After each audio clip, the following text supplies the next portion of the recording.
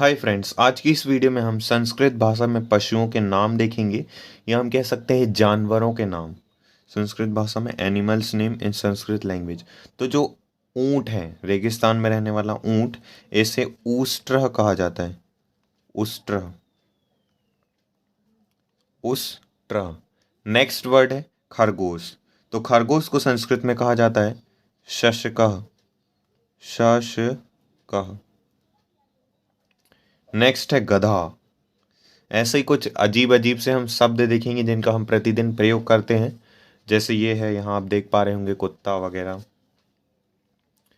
और चलिए स्टार्ट करते हैं। तो गधा जो शब्द है, तो गधे को संस्कृत में कहा जाता है गर्दभ। गर्दभ, या गर्दभ की जगह से खरह भी कहा जाता है। दोनों में से कोई भी लिख सकते हैं। यदि गधा से गर्दभ मैच हो रहा है तो मैं सजेस्ट करूंगा कि आप इसी को लर्न करो। नेक्स्ट है गाय। तो गाय को दो नाम से जाना जाता है, एक तो हम बोलते हैं गाओ, और जितने भी ऐसे वगैरह होते हैं निबंध वगैरह में इसे धेनु कहा जाता है। धेनु, धेनु यानी गाय। नेक्स्ट है गीदड़। तो गीदड़ को संस्कृत भाषा में कहा जाता है गोमायु। गो मायु, गोमायु। अब आप कहोगे भैया कि कहीं कहीं तो मृगालह लिखा देखा है, तो भैया इसे मृगालह भी कहा जाता है। मृगालह।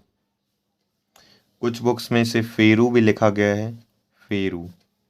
लेकिन मैं सजेस्ट करूंगा कि आप गीदड़ की संस्कृत गोमायु ही बस लिखें, गोमायु।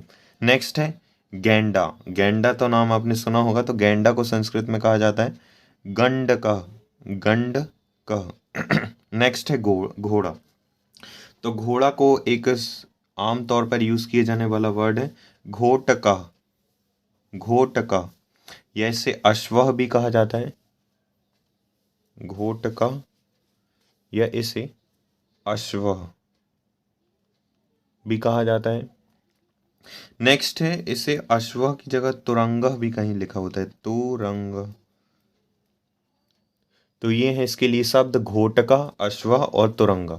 अब हम आ जाते हैं नेक्स्ट में। तो नेक्स्ट है हमारा चूहा, चूहिया, या जिसे चूही भी कहते हैं कई लोग, चूहा या चूही। तो जो चूहा और चूहिया होते हैं इसे संस्कृत में कहा जाता है मूषिका। मूषिका। तो जो मूषिका शब्द है ये चूहा के लिए प्रयोग किया जाता है। मूषिका चूहा के लिए, और मूषिका ये जो शब्द है ये चूहिया के लिए। मूषिका चूहिया को कहते हैं और मूषिका चूहा को कहते हैं। आप चाहे तो केवल चूहा की भी वह संस्कृत लिख सकते हैं मूषिका, और या चूहिया की भी लिख सकते हैं मूषिका। नेक्स्ट है छिपकली। तो छिपकली जो शब्द है इसे संस्कृत में कहा जाता है ग्रह गोधिका। ये घर में बिना पूछे आ जाती है ना, इसलिए इसे कहा जाता है ग्रह गोधिका। ग्रह गोधिका। नेक्स्ट आ जाते हैं नेवला। नेवला जो है इसे कहा जाता है नकुल।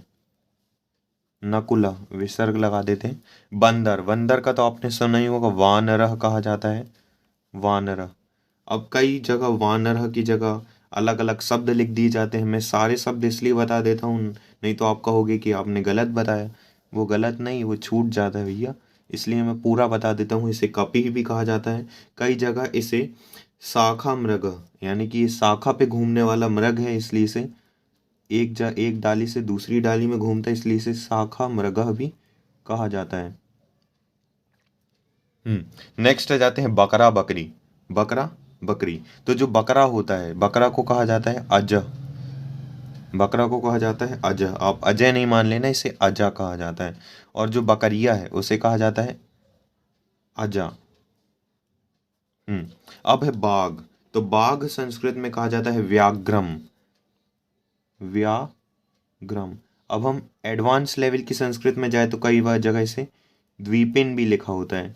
आपको ज़्यादा एडवांस में जाने की नहीं, बस इसे शांति से व्याघ्र लिख लीजिएगा। अब है बिच्छू। तो बिच्छू को संस्कृत में कहा जाता है वृश्चिकः। वृश्चिकः, वृश्चिका। अब नेक्स्ट आ जाते हैं बिल्ला, बिल्ली पे। ये देखिए, इसे वृश्चिकः देख लीजिए, वृश्चिकः। ठीक है, अब आ जाते हैं बिल्ला बिल्ली पे। तो जो बिल्ला और बिल्ली है इसे संस्कृत में कहा जाता है मार्जारः। जो सबसे पहले बिल्ला को देखते हैं, तो बिल्ला को संस्कृत में कहा जाता है, ये बिल्ला, इसको कहा जाता है मार्जारः। अब बिलैया को देखते हैं, इसे बिलैया भी बोलते कई लोग, हालांकि इसे बिल्ली ही लिखा जाता है मारजारी। मारजारी, कई लोग बोलेंगे अरे मरने को बोल रहे हैं क्या, मारजारी, लेकिन बिल्ली को संस्कृत में मारजारी कहा ही जाता है। नेक्स्ट आ जाते हैं बैल। तो जो बैल है इसे कहा जाता है वृषभः। वृषभः, वृषभ भी बोलते हैं। नेक्स्ट है भालू। अब भालू भैया को क्या कहेंगे, बहुत खतरनाक होते हैं, भल्लुकः। तो भालू को संस्कृत में कहते हैं भल्लुकः। भेड़ को कहा जाता है मेषः। मेषः, कई बार इसकी जगह, मेषः की जगह इसके लिए एडका का भी प्रयोग होता है। एडका एडवांस संस्कृत में यूज होता है, आपको एडवांस में नहीं जाना, केवल मेषका याद रख लेना। तो भेड़ को कहा जाता है मेषः। अब भेड़िया को क्या जगह जाएगा, तो भेड़िया को कहा जाता है बृक। नेक्स्ट है शेर। तो शेर को संस्कृत में कहा जाता है सिंह। सिंह। नेक्स्ट है कुत्ता। तो कुत्ता को संस्कृत में कहा जाता है कुक्कुर। कुक्कुर। अब कई बार कुक्कुरा की जगह कई अलग अलग शब्द से भी प्रयोग कर लेते हैं, लेकिन कुक्कुरा का यूज किया जाता है आमतौर पर, तो जैसे सारमेय का प्रयोग कर लिया जाता है और कौलेयकः का प्रयोग कर लिया जाता है, कौलेयकः। अब कुतिया। तो कुतिया को संस्कृत में कहा जाता है सुनी। सुनी। सुनी यह कहा जाता है शर्मा। ये वो शर्मा नहीं है, ये अलग है, देखिए अलग सा है, शर्मा। तो ये है इन शब्दों की संस्कृत। सो आई होप आपको समझ आएगा। So at last thanks for watching the video. Please share the video as much as possible with your friends and classmates.